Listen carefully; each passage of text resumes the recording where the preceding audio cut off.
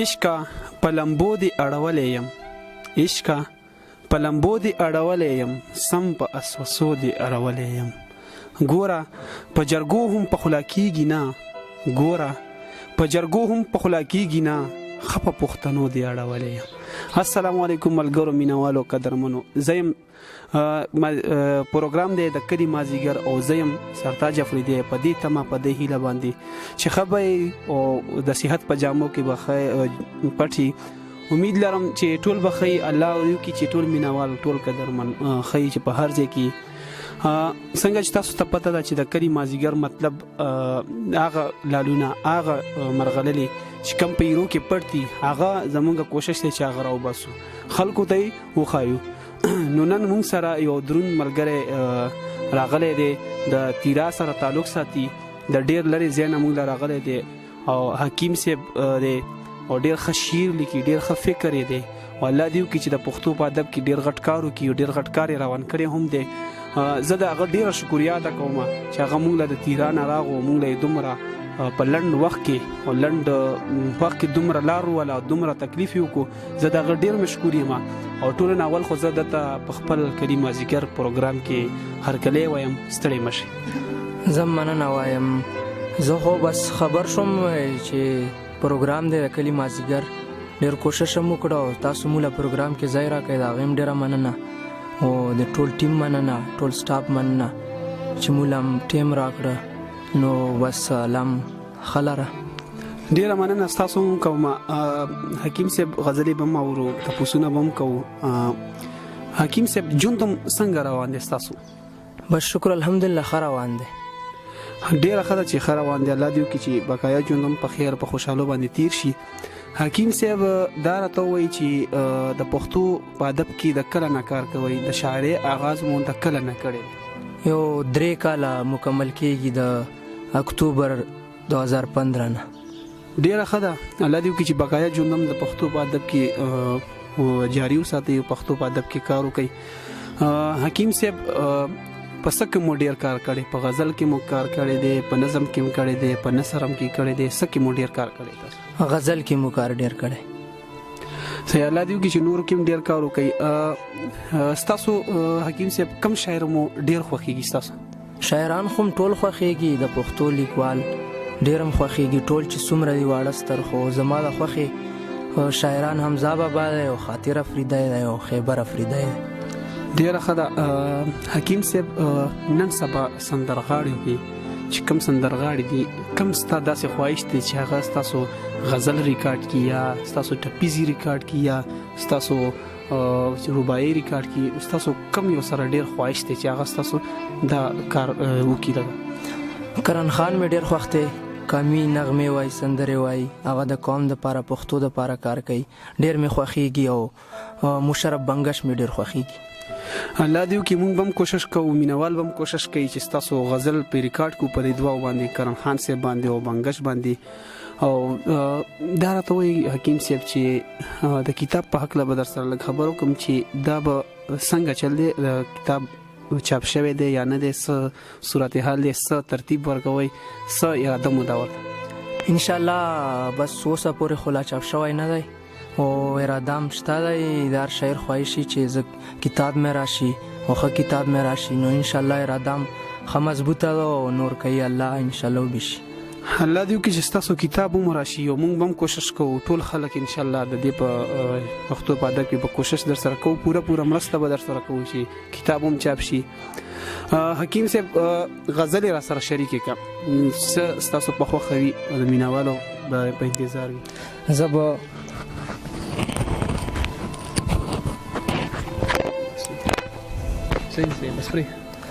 به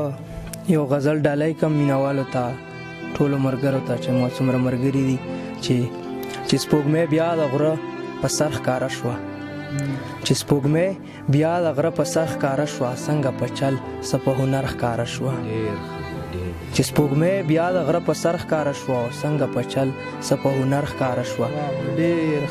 او ایوب به څنګه بیا پرې ننګ نه کوو،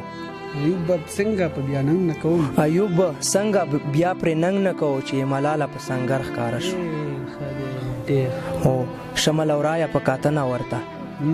شمل اورایا په کاتنه ورته نن په بلې چې مازیګر ښکاره شوه ډېر ښه دی دا بیا ووایه ډېر شمل اورایا په کاتنه ورته نن په بلې چې مازیګر ښکاره شوه زمونږ مینه بختوره ښکاري زمونږ مینه بختوره ښکاري او زمونږ مینه په اختر ښکاره شوه ډېر ښه دا بیا ووایه ډېر ښه مننه زمونږ مینه بختوره ښکاري او زمونږ مینه په اختر ښکاره شوه او کړل زاهدان یې ټول بې خوده خدایګو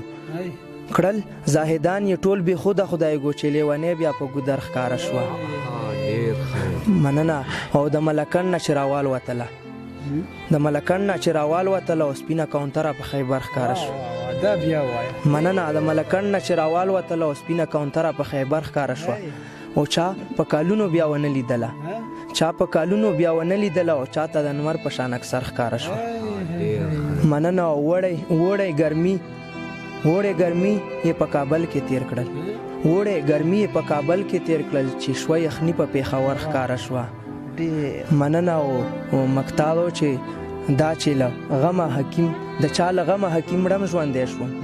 د چا له غمه حکیم ړم ژوندی شوم ویسل یې راکړو یو نظر ښکاره شو مننه یو غزل له سره منم شي یو بل غزل دی داسې دی چې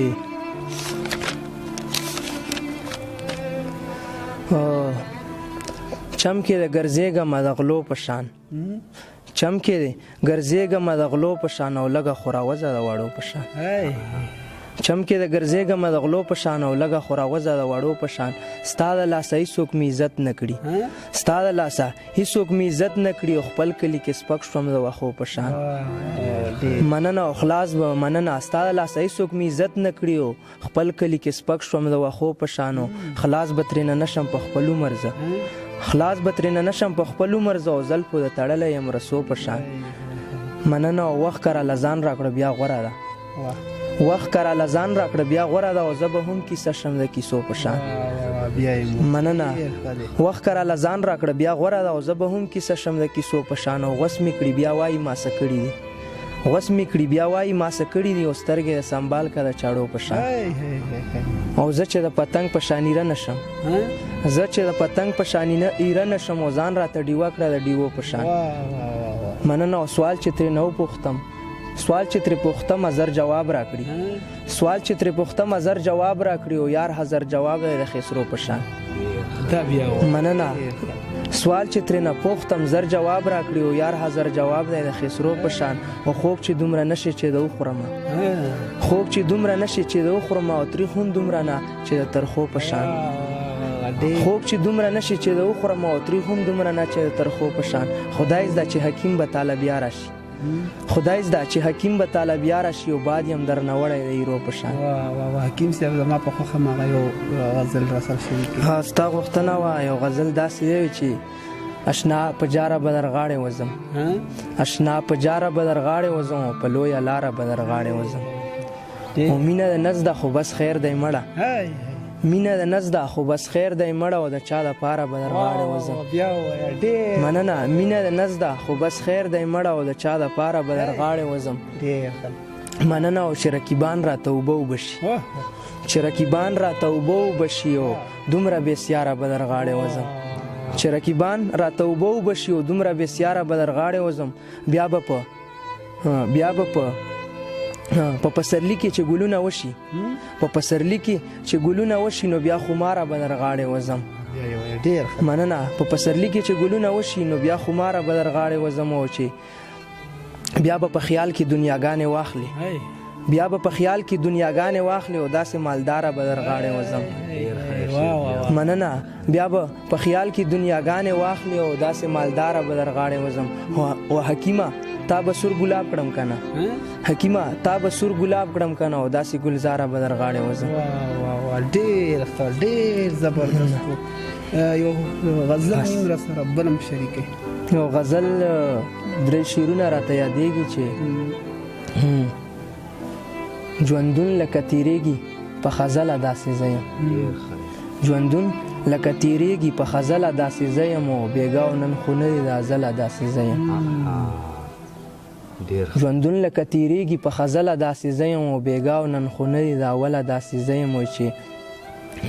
په برندو راته مه ګوره خمار خمار را ګوره په برندو راته مه ګوره خمار خمار را ګوره وایي چې بېګا نن خو نه دی د اوله داسې زه یم مخ پټوي هم ته له مانه سنم مخ پټوي هم ته له مانه سنم او دا ستا ژبې حیاګانې لرې مننه چې مخ پټوي هم ته له مانه سنم او دا ستا ژبې حیاګانې لرې وایي چې تر اوسه مړ نه یې د یار د غمه تر اوسه مړ نه یې د یار د غمه او حکیمه څرنګه ساګانې لري. ډېر ښه غزلې وې، ډېر ښه خوند یې وکړو.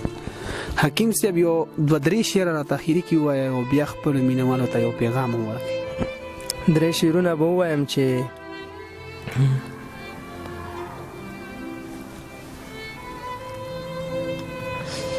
په کلي یو څو شعرونه وي چې نه مې پکار دي د ګلاب نه درېدي ګلونه نه مې پکار دي د ګلاب نه درېدي ګلونه او ماله د غره د سر نه راوړه د شندي ګلونه. وایي چې ټوله نړۍ کې بس همدغه پښتنو ته چل دی ټوله نړۍ کې بس همدغه پښتنو ته چل دی او اغیار په خپل منځ کې د یو بل سره دي ګلونه. وایي چې په پښتونخوا کې خو ګلونه بې شمار شوي په پښتونخوا کې خو ګلونه بې شمار شوي او در سره راوړې حکیم افریدي ګلونه. مینهوالو ته څه پیغام ورکول غواړې؟ مینهوالو ته مې دا پیغام دی چې بس د ادب د خلکو سره د مینه ساتي، دا ښه خلک دي. او بل دا چې دا موسیقي ډېره ګډه وډه شروع شوې ده نو په دا باندې لږ غور پکار دی د پښتو مشرانو له او نور پښتو زده کول. پښتو د موږ ژبه ده، مور هم ده، نو دا نه چې کوم دی موږ جوړ یو د دغې سره مینه ساتل ډېر ښه درجه لري. ډیره مهرباني، ډیره مننه کوم تاسو حکیم صاحب چې په دې لنډ وخت کې دومره ټایم تاسو موږ لا راکو. دا حکیم صاحب د تیرا سره تعلق ساتي چې موږ لا دومره راغو، ډیره مننه کوم او الله دې وکړي چې تاسو دا شعرونه د غزلې خوښ شي او دا حکیم صاحب کتاب هم چاپ شي او مخکې لاړ شي. زما یو ورکوډ شانت پیغام دی چې د اخیری کې درته وایم چې زما یوټیوب چینل سبسکرایب کړئ او نور ملګرو سره شیر کړئ او د کلی مازیګر د اړخه د بلې مرکې پورې د الله پامان.